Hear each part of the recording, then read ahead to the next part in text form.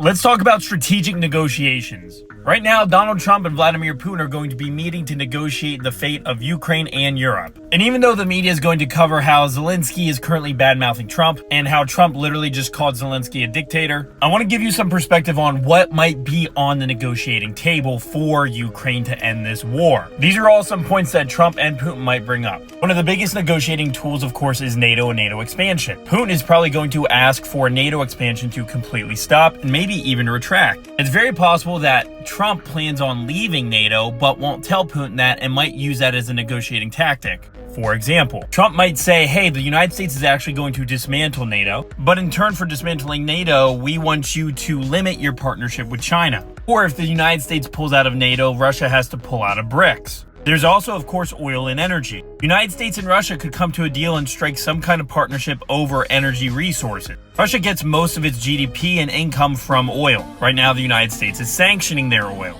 as well as pumping a lot of oil into the market to drive prices down, hurting Russia's economy. The United States could strike a partnership with Russia to come together on oil and oil trading. And of course, there's the territorial integrity of Ukraine and whether Russia is going to give any of this back or not. Most likely, I bet you Russia's not going to give back any of this territory, and Trump probably doesn't care.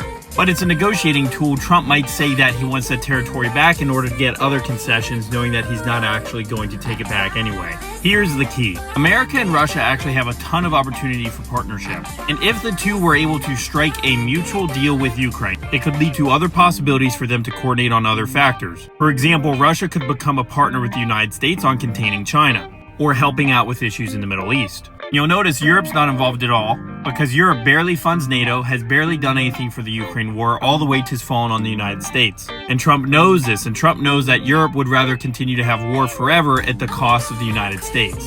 What Trump is going to try to do is solve a 3-decade-long problem where the United States and Russia have been adversaries since the fall of the Soviet Union, and potentially try to build on economic partnerships much like when Nixon did with China. But only time will tell.